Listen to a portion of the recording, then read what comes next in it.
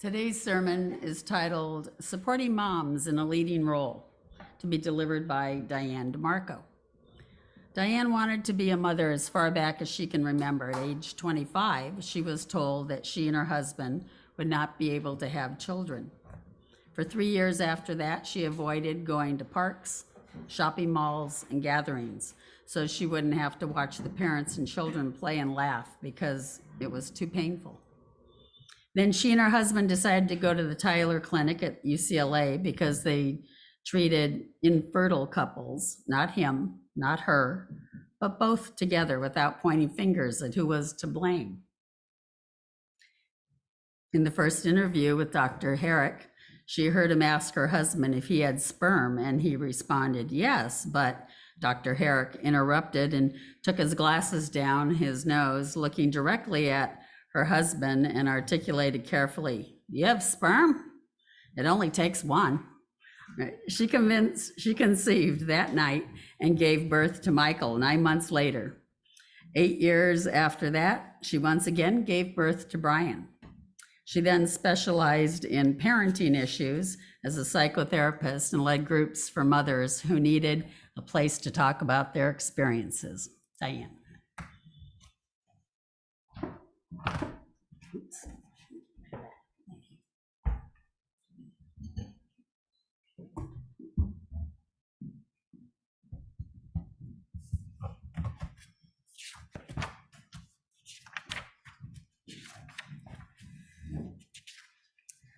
Good morning.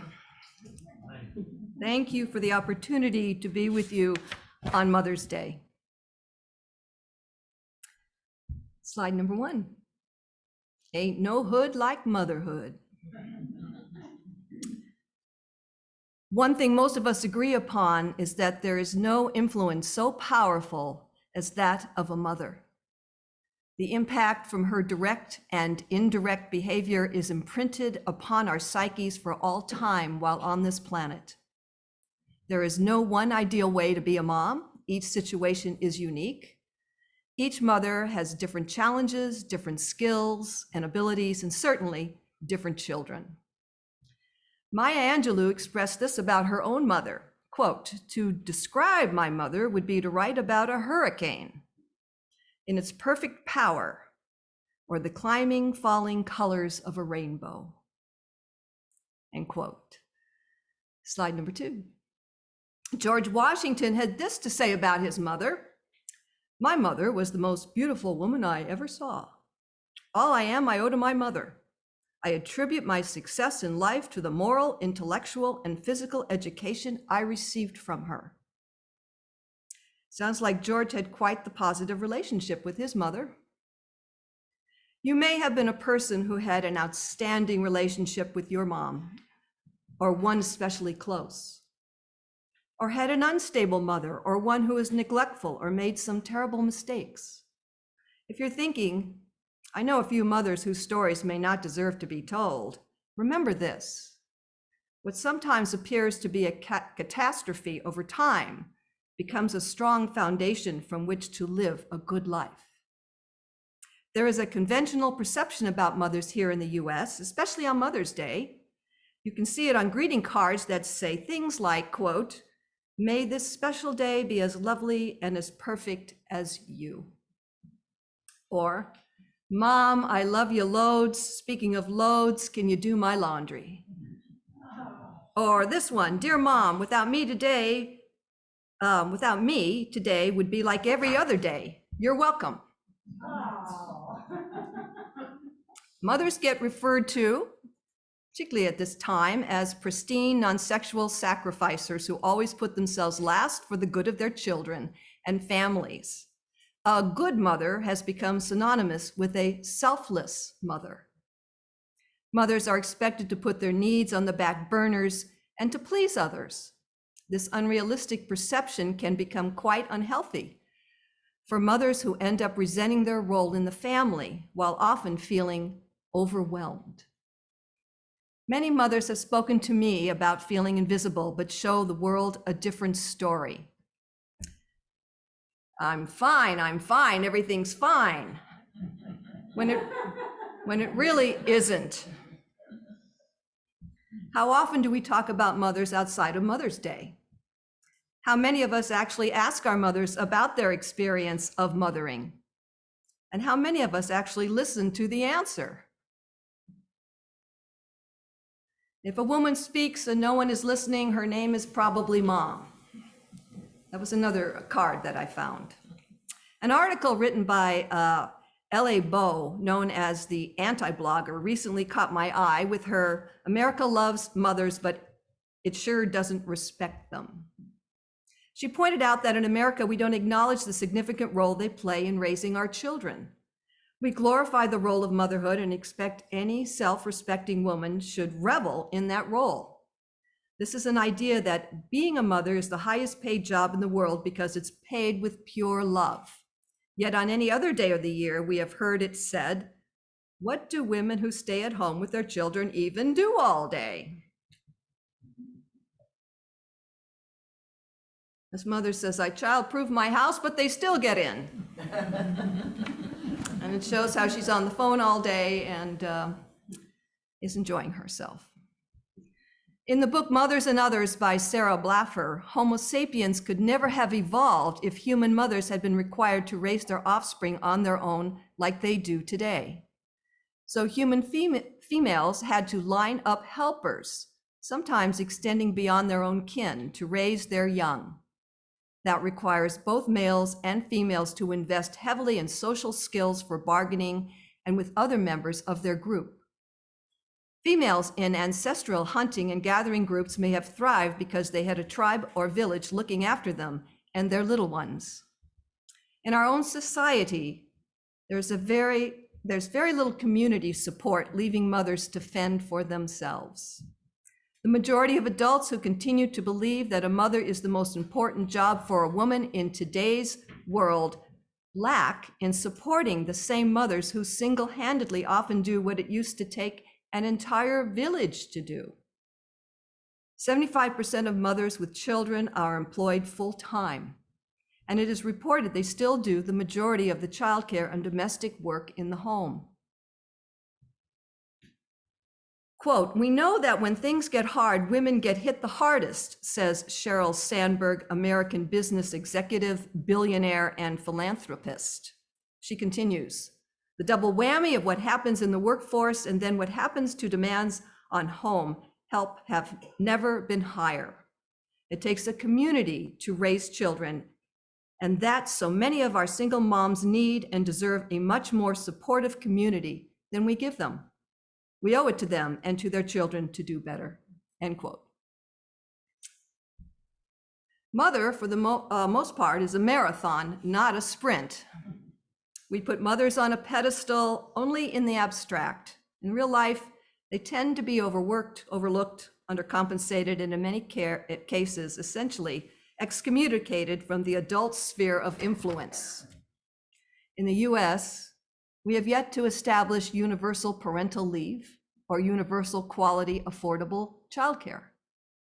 At work, many mothers had no choice than to leave the workforce because of the pandemic, losing their sick leave, medical insurance, paychecks, and benefits. The pandemic has exacerbated the problem. These toxic and completely unattainable norms are antithetical to actually admiring and respecting the difficult and unrelenting work that mothers do. 30 years ago, I taught a parenting class at the Burbank Adult Ed. Here is a journal entry written by one of those mothers back then. "I have no time to spend on relaxing or exercising or reading a magazine, let alone on being present with my own children. I have one place to be by myself, and that's in my not-so-secret hideout, the bathtub. My kids whine at the door till I come out. What worries me is that I want to cry, but my body won't let me. The tears are there, but somehow stuck under too many years of being a good little soldier, a term I learned when I was 7 years old from a Shirley Temple movie. I ritualistically apologize to my babies quietly as they sleep. I often wonder what is wrong with me that I can't handle mothering and a career at the same time. I hide my insecure feelings, hoping others don't perceive me as inadequate. I'm exhausted and anxious, and I hide that too. In my own journal from 1992, I found a picture at that time that reflected the needs of my life, and I placed it on my refrigerator. And what it says is, I think I need a hug and a maid and a cook and a chauffeur and a secretary and an accountant and a lot more hugs. There's a name for this exhaustive mothering experience. Betty Friedan gave it an official term in her book, The Feminine Mystique. Friedan called it the problem that has no name. She interviewed mothers who felt unfulfilled, alone, and ashamed to admit that they felt lost in the mist of motherhood and had great difficulty in articulating their feelings. Those feelings that women had in the 1990s, as it turns out, may be even worse today. Mothers still feel exhausted, overwhelmed, anxious, and lonely trying to keep up with the black hole of social media, entertaining friends and family, making sure the kids are clothed, bathed, and fed, and then going to work. Here's a mom who shows on her face what most women cover up with their automatic smiles. We can make life better for families by giving mothers the resources they desperately need and deserve, especially for mothers of color who have historically received the least resources. What can you do right now? How can you support the mothers of the world? Recognize them for what they do, and not just on Mother's Day. Acknowledge them. Listen with attentive ears, with compassion and interest, and then volunteer to help. Appreciate them by telling them and showing them. Validate the demands made upon them, and talk to them about ways they could find more assistance. Support creating new narratives by talking or writing about their experiences. Contribute to stopping the selfless message that mothers live with every day. Become part of Mom's tribe. Narratives about mothering experiences can change the supermom expectations. Stories help to show us how human mothers are, how courageous mothers can be, how lost they may feel, how alone it may seem for them, even in the midst of family life. Mothers need to help themselves too by learning to forgive themselves when they self-blame for not being everything to everybody. Since you cannot spare your children their portion of the family legacy anyway, it's a great relief to know as a mother it's okay to make mistakes. Creating new scripts will help to bring awareness to problems and change the system from mothers being human doings back to mothers being human beings. Now we're going to hear from some moms you may know who wrote their own stories about mothering. This from Janet Cooper. The most surprising thing about being a mother was the fierce protective instinct that comes with having a baby. Mothers can almost accomplish superhuman feats to protect their infants. When Renee was a tiny baby, I was cooking dinner in our little 1940s kitchen, which had a drafting table set up in one corner. Renee was in her baby bucket, also known as the infant car seat, which was sitting on top of the drafting table, and she somehow managed to rock it off the table. I dropped what I was doing, sprinted across the room, and grabbed her mid-fall. Since then, I have never been able to save a falling glass or any other falling inanimate object, even when it is falling out of my own hand, and still don't know how I managed to move so fast that night. The hardest part is when your children move out and leave for college. Your child, who has spent their entire life with you, is now setting out into the world on their own.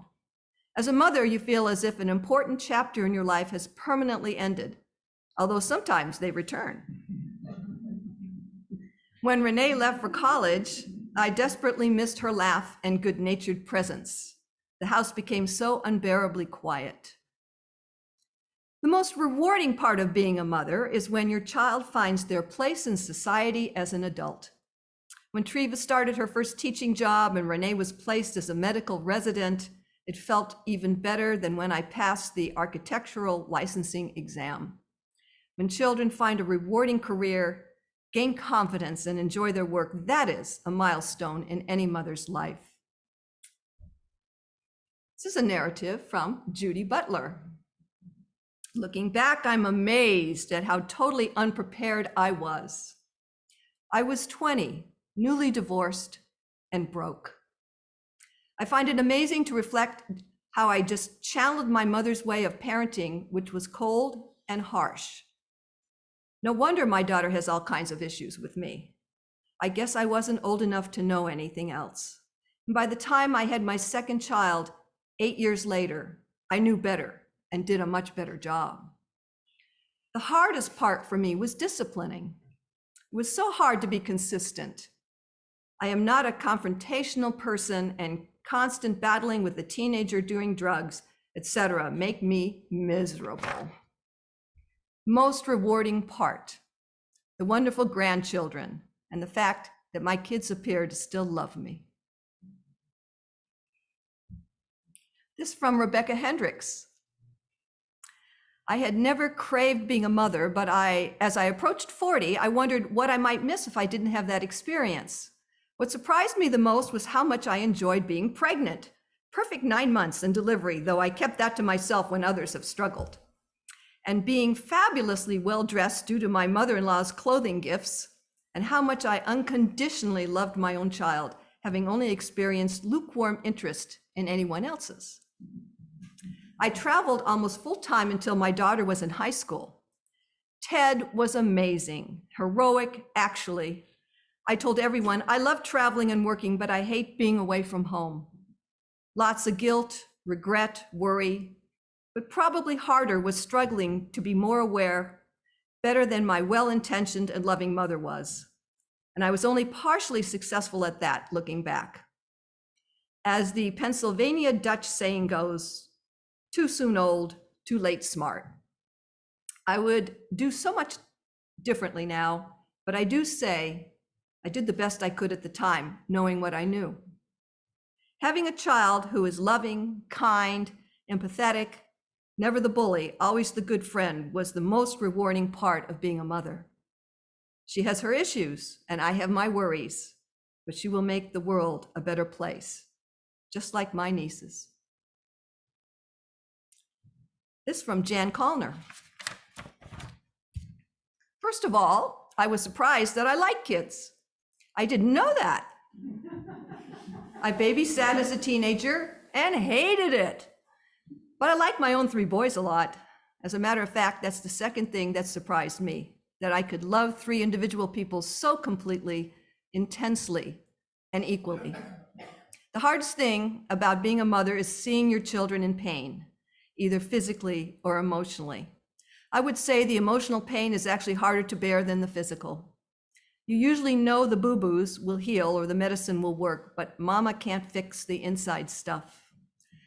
I'm a fixer by nature, and this is so hard to take. What's the saying? A mother is only as happy as her least happy child. I don't know who said it originally, but I'm sure it was a mother. The most rewarding part of being a mother is when the children don't call. And I'm not concerned because I know they're okay. From Lori Napoli. The first thing that surprised me about being a mother was how painful nursing was. All you hear about is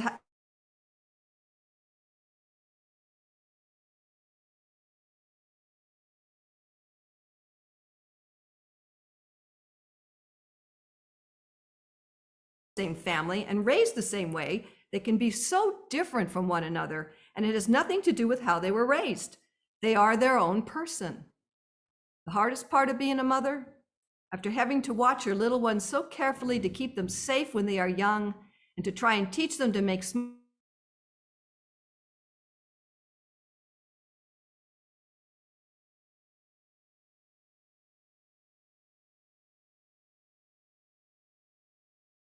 or the first time they drive a car by themselves after getting a driver's license. It is hard to let them make their own decisions in life.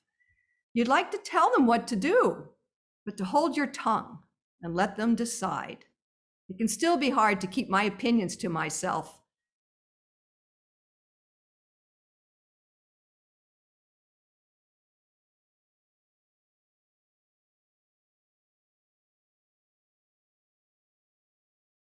to be a part of their life, to share their experiences and successes in life and how they make you feel. They make you a better person. And this from Dolores Miera. What surprised me the most about being a mother was how time-consuming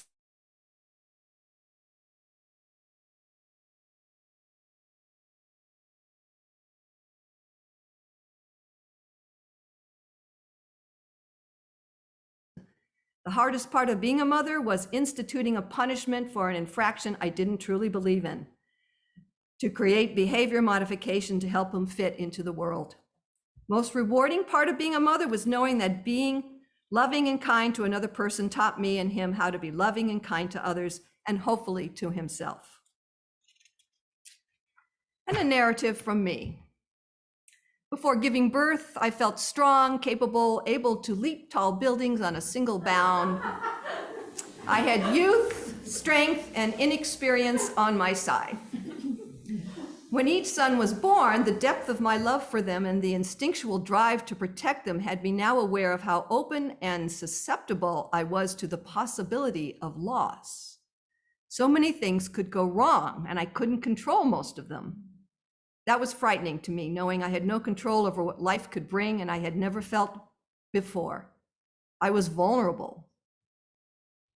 Elizabeth Stone said, quote, "Making the decision to have a child is momentous. It is indeed, it is to decide forever to have your heart go walking around outside your body." The hardest part of being a mother for me was in remembering this phrase, which I learned in my master's program while becoming a marriage therapist. If it isn't one thing, it's your mother. How many different ways was I going to screw up my kids? Being in the psychotherapy business showed me ways that parents could consciously or unconsciously leave a lasting impression that was not necessarily healthy. Recently, I discovered this quote that I have used already once, but want to say it again because this has lessened the load of responsibility off my shoulders. You cannot spare your children their portion of the family legacy.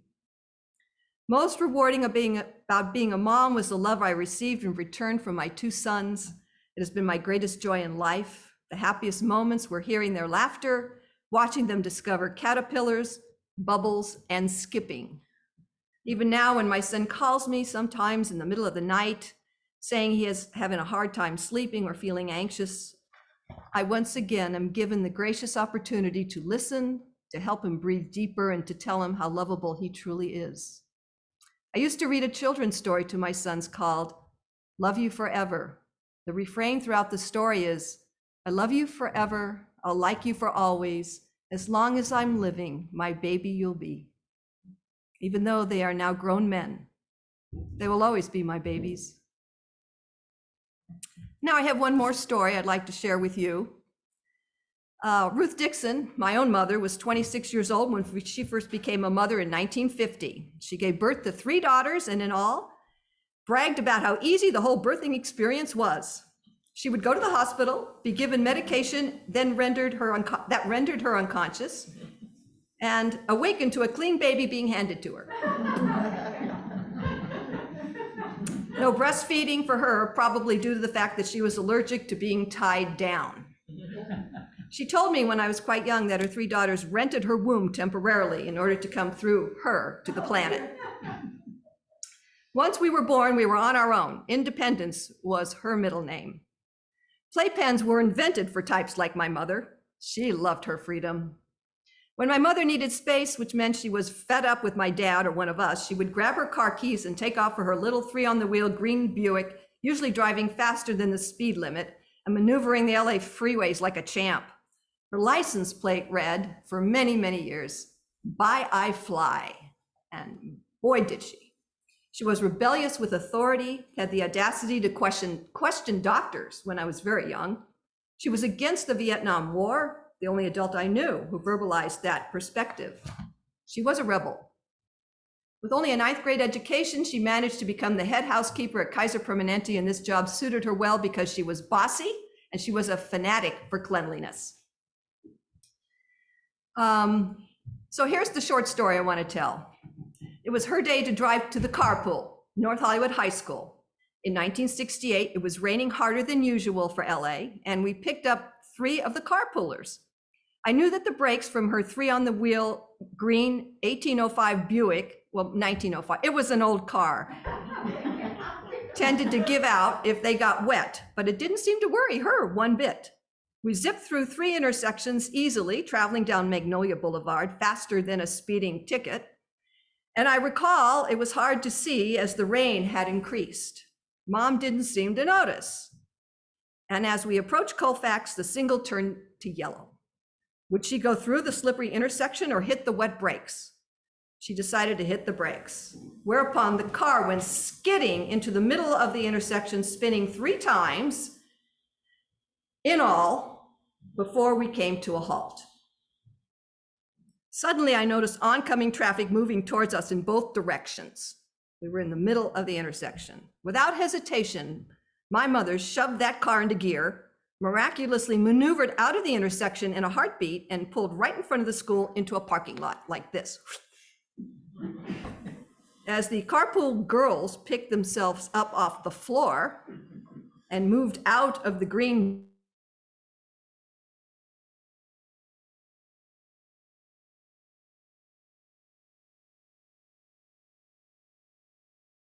semester. It was Plato who said, "Those who tell the stories rule the society." Storytelling is a fun way to capture people's attention, forge close personal bonds, and the people who can tell the most compelling stories are able to command the most influence.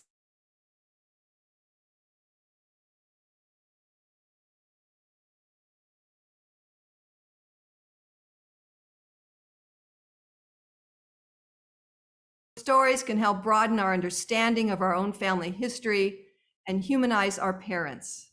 Mothers aren't perfect, and that is what makes them interesting. I missed the picture of my mother. There she is. It's the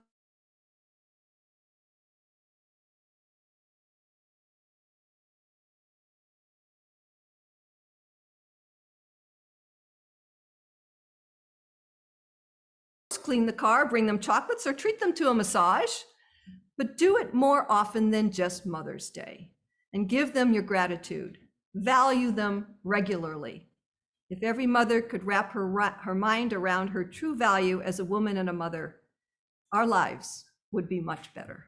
Thank you.